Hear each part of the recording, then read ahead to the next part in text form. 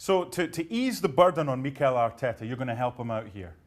We've got 8 Arsenal players that we've selected, and you can decide for him on his behalf who's going to stay and who's going to leave. Let's start with Danny Are we Ceballos. talking specifically January or whatever? Do you fancy them or don't you? All right. If I'm Arteta, I keep hold of Danny Ceballos. Okay. I think the bigger question is, why does Danny Ceballos want to stay long term? But this would make more sense kind of as we go through the list and you realize how many maybe players are sent to your side. At least there's a quantity there that you know you can work with Ceballos. And he's probably the type of player that Arteta will probably get to like. Exactly. I mean, just kind of given the language similarities, etc. I think maybe he gets more out of Ceballos than anybody else. Okay. So why do I think this isn't going to be blank for too long? Not very long. He's already in talks with a move back to the Bundesliga. Listen, I'd be having those talks right now if I were Arteta on his behalf. There's no reason. There's absolutely no reason for me to keep Granit Xhaka. Nothing about what he's given to Arsenal Football Club suggests that he should be here past January 2nd. I'll be honest.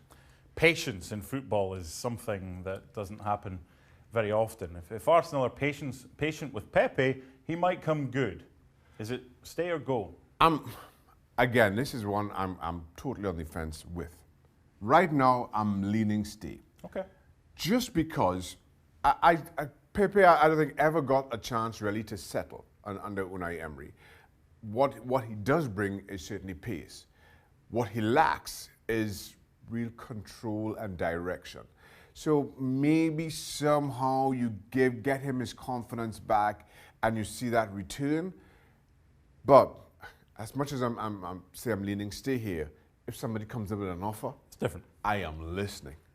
Okay, this is the one player in all the time I've been with FC that divides the FC crew. And you're on the very much not a fan. And I tell you why. Well, one, I don't think, especially in tough games, in tight games, in physical games, Mesut Ozil gives you enough. Now, I also understand the other side of that argument in that probably as a creator, just as a world-class talent, Arsenal don't have anybody, certainly not many, better. The other issue with Mesut Ozil is in trying to attract talent, real talent, world-class talent. Everybody who comes is going to ask for Mesut Ozil money. Yep. While he's still in your books, everybody will be absolutely right in their approach to ask for Mesut Ozil money. And there's clauses as well that say I've got to have the same as the top earner. Correct. If until Ozil goes, I don't think you get any real world-class talent back into Arsenal. Well, just before you get to David Luiz, the other thing about Mesut Ozil is he's only going to go if someone's prepared to pay for him. Now, if it's a loan deal, Arsenal are going to have to bite the bullet and pay most of his wages. And I think they should. They have to. I think they should. This was one of the... I remember your face when we first did this, when he signed from Chelsea. What? So what? Does he stay? Does he go? No. You're not having him? No, David Luiz gives me absolutely nothing. Listen, and as surprising as he was, surprisingly good as he was at Chelsea in that first season, remember, I was similarly bemused when Conte signed him for Chelsea, but he came good.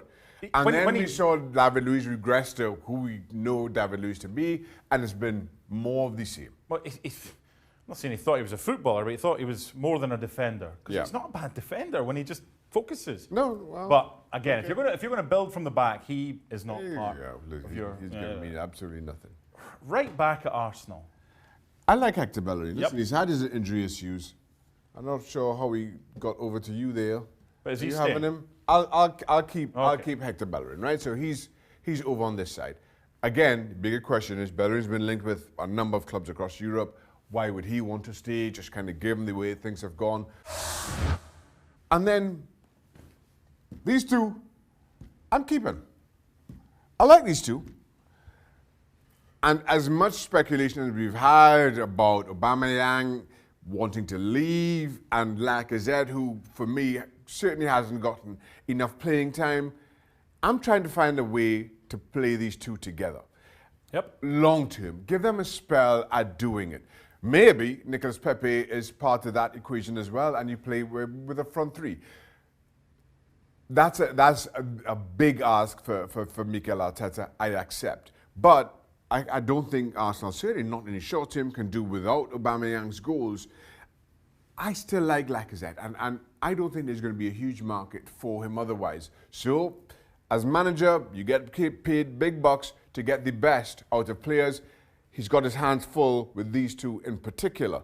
I think these two is just a matter of convincing them that they're at the right place, and it's an easy fit for Bellerin and Ceballos for this team. I thought you'd have more leaving, so that tells me that he's got a squad to work for. And again, I'm with you there. I don't think forward is the problem at Arsenal. I think the bigger challenge is if these all leave, unless we're talking about splashing a whole lot of cash, who comes in? Because outside of this, I am not at all convinced about what happens in the rest of the squad. I understand it's young and it's in the future and promise and potential and all that. But as of right now, if we're talking January or the summer transfer window, I'm keeping hold of these pending, as I mentioned for a couple, what kind of bids come in and what kind of players I can also attract. Well, he's